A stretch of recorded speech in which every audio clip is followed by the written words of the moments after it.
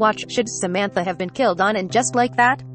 Anne Boleyn's story has been told many times and in many forms. Natalie Portman portrayed the second wife of King Henry VIII in The Other Boleyn Girl, as did Natalie Dormer in The Tudors. So, it's not unreasonable to ask how Jodie Turner-Smith's portrayal on the AMC series is any different, or if it's even worth watching for that matter. But, if you ask Jodie, she would tell you the three-part series is as relevant as ever, making it all the more important to watch during these interesting.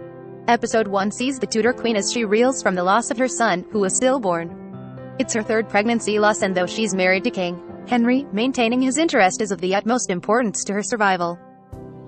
So, in an emotional final scene, Anne gets dressed and walks across the courtyard to remind her husband of where his loyalties lie. As she determinedly walks to the king, she leaves a trail of blood in her wake. In an interview with E! News, Jodie discussed that scene, saying, "There's so much pressure on women to just go back out there after delivering, so I wanted to kind of speak to that." It's a pressure that Jodie knows firsthand, as she and husband Joshua Jackson welcomed a daughter last year, a few months before starring in the show.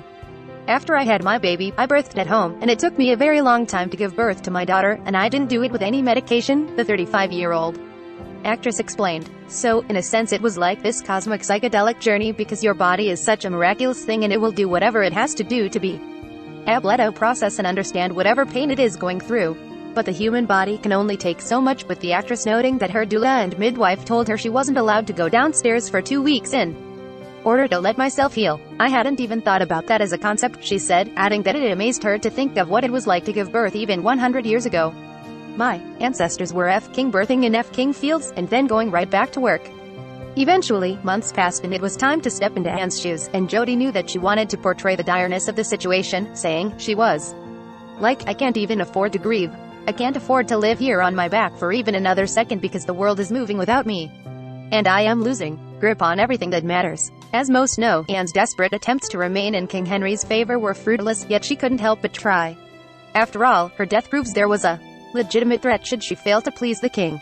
But for Jodie, this scene went beyond Anne Boleyn, explaining, "I really wanted to make sure that I was doing my best to honor the trauma. I really believe that it in honor asked to enact something that is so personal for many people, and that is so important." She added, "For any performer, there's always an honor when somebody asks you to portray something that is so personal and scary and frightening." Episode 2 of Anne Boleyn airs on AMC Thursday, December 16th.